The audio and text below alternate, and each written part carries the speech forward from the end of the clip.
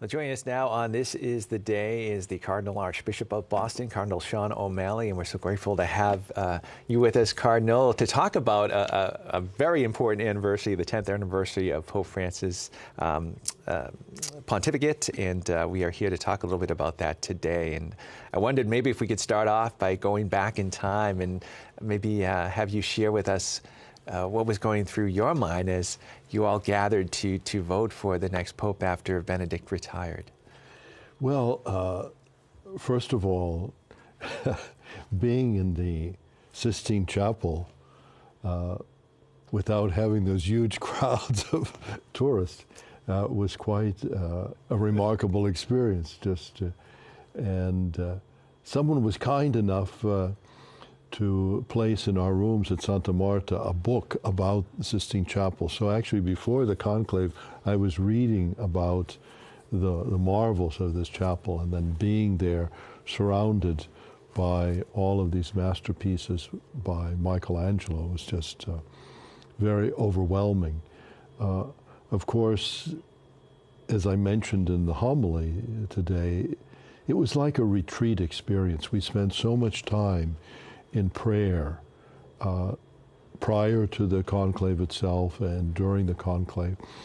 And we were acutely aware of the fact that millions and millions of Catholics all over the world were praying for the conclave and for the action of the Holy Spirit among us. And in the Acts of the Apostles, we see at Pentecost, in that first novena of prayers when they had to replace Judas. And so the Holy Spirit guided them in the selection of Matthias as a new apostle. And we see how from the time of Christ it's the will of God that we replace these leaders and we have this apostolic succession. And so certainly the task of participating in a conclave is a very awe-inspiring event in a person's life, and perhaps the most dramatic moment is when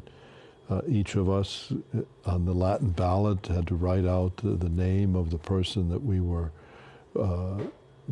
voting for after so much prayer and reflection. And before you deposited the ballot into a chalice on the altar, you would go and stand in front of that image of Christ, the judge, and hold up the ballot and say the Latin formula, professor, swearing that, your choice was based on your discernment that this is what God's will is for the church. And so it's a very awesome experience. And of course, we had a couple of black smokes, and finally the election, and there was a great sense of joy and excitement. And of course, for all of us, it was such a surprise that Cardinal Bergoglio chose the name Francis. It never happened in the history of the Church. And of course, being the first pope from the Americas and being a Jesuit father, a lot of firsts there. And maybe you could talk about that too, and how being from the Americas, how that has influenced the Pope and his pontificate. Well, I think the Holy Father's, deep spiritual commitment to evangelization comes out of his years as being a pastor. And in Buenos Aires, which is a huge diocese where he spent so much time working among the poor there. And so he did not come from the diplomatic corps or someone who was working in a Vatican office, but was certainly someone who had the smell of the sheep, as to use his very famous expression.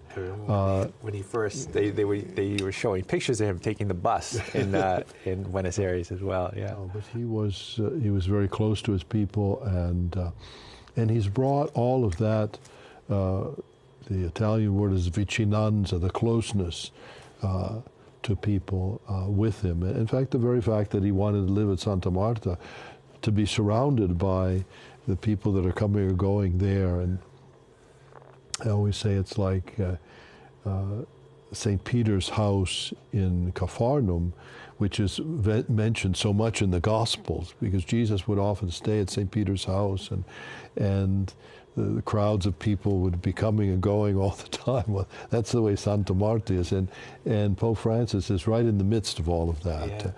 And he says that if he had gone and to live in that apartment in the Apostolic Palace, the isolation would have killed him.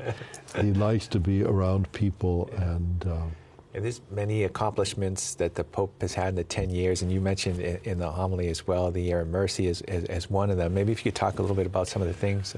I think that his genius in calling that extraordinary Holy Year, because it wasn't a time when we were supposed to have a Holy Year. The Holy Years are every 25 years, and the last one was in the year 2000, and the next one will be 2025. And the Holy Father has already chosen the theme, which is Pilgrims of Hope. But for him to have an extraordinary Holy Year and to make mercy the subject of that, and with all of the activities and the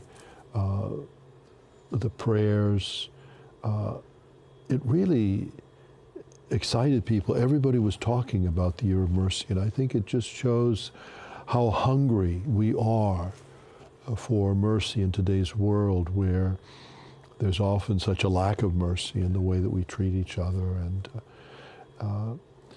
so I think that was a great contribution for him, to stress the fact the face of God is mercy, and the business of the church is about mercy. And we're running out of time, but maybe before we could go, I know working closely with the Pope, maybe some of your personal thoughts, what it's like to be working so closely with Pope Francis during this.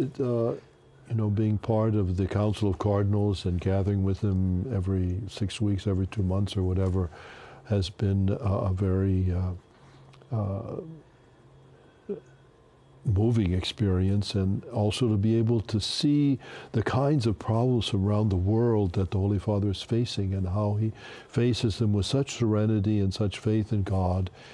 He is a man of deep prayer, and that prayer is what sustains him and allows him to continue ministering to God's people in the midst of all of the crises that he must face every day. And so we're very grateful for his ministry, and every time the Holy Father speaks with anybody, he always asks for prayers. And so I want to be an echo of that today as we celebrate his 10th anniversary. And please remember the Holy Father today and always, because his ministry is so important in the life of the Church, and he needs and he wants our prayers.